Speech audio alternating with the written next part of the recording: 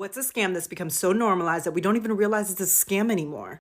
The addiction industry, and its use of substances like methadone to financially abuse and take advantage of drug users seeking rehabilitation. This is going to be one of my most important videos, and I will be introducing you to some astounding research that TikTok and social media have never seen. So as my viewers know, I have a background in neuroscience, and one of my areas of expertise and personal interest is in mind enhancement devices. There has been a technology secretly in use to treat celebrities for decades that has the lowest recidivism and withdrawal rates for any drug addiction treatment ever tested.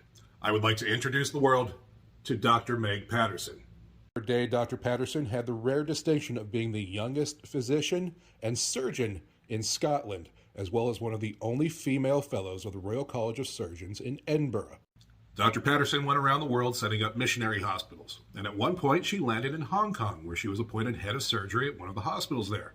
It was at this time that Dr. Patterson witnessed a colleague of hers experimenting with electroacupuncture, the use of traditional Chinese acupuncture coupled with electrotherapy.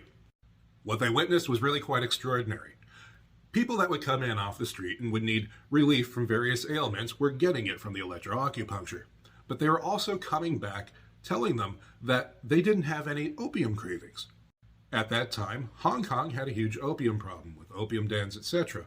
And these users that were using on the side were coming back and reporting to these doctors that something about the electroacupuncture had ceased their cravings. Dr. Patterson took that serendipitous observation and created a fully functional technology based on it called neuroelectric therapy, NET. She began to use that technology with her underprivileged patients, and she was so successful that word got around. It was at this point that she began to be approached by celebrities and rock stars for help kicking their habits. And these weren't small-name celebrities.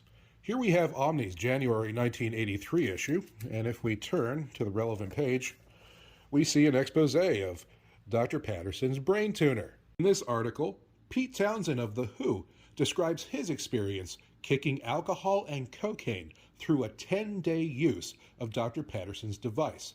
During this period, he had minimal, if no, withdrawal symptoms. In Dr. Patterson's book, Getting Off the Hook, it had glowing recommendations from celebrities such as Keith Richards, Pete Townsend, and Sean Connery, who all used the technology or knew people that used the technology to kick their habits. This book, Getting Off the Hook, as well as another, Hooked, NET, the new approach to drug cure, provide hundreds of pages of research documentation into decades of Dr. Patterson's studies into the effectiveness of this cure. You see, this doesn't act like a drug. It doesn't artificially add anything to your body.